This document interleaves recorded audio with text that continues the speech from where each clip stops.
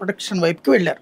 Alternative అంటే like గ్యాస్తో current, లేకపోతే నాఫ్తాతో current, బొగ్గుతో కాకుండా కర్రలు చెత్తతో కరెంటు, ఇట్లాంటి వాటి అంటే కాలుష్యము లేనటువంటి స్వచ్ఛ విద్యుత్ అన్నటువంటి దిశగా ఎవరైనా పెడతంటే ప్రోత్సహించమన్నారు.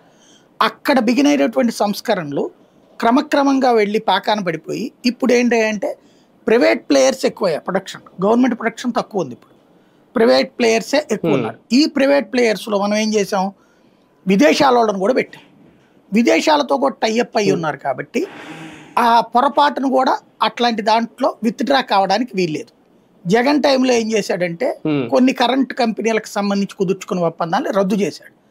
ఆ రద్దు చేసిన సంస్థలు కోర్టుకు వెళ్ళి కేంద్ర ప్రభుత్వానికి కంప్లైంట్ చేసింది. అప్పుడు కేంద్ర ప్రభుత్వము రాష్ట్ర ప్రభుత్వాన్ని తప్పుపెట్టింది, అట్లా కోర్టులు కూడా రాష్ట్ర ప్రభుత్వాన్ని తప్పుపెట్టాయి. ఒకసారి ఒప్పందం కుదుర్చుకున్నాక ఇట్లా రద్దు చేస్తావు అని అడగటమే కాకుండా కరెంట్ తీసుకోలేదు వాళ్ళ దగ్గర నుంచి, తీసుకోకుండా ఆపేశాడు జగన్. తీసుకోకపోయినా డబ్బులు చెల్లించమని చెప్పింది. అంటే వాళ్ళ దగ్గర తీసుకోలేదు, ఎక్కువ రేటుకి అమ్ముతున్నారని, వాళ్ళకంటే తక్కువ రేటు ఇచ్చే వాళ్ళ దగ్గర కొన్నాడు.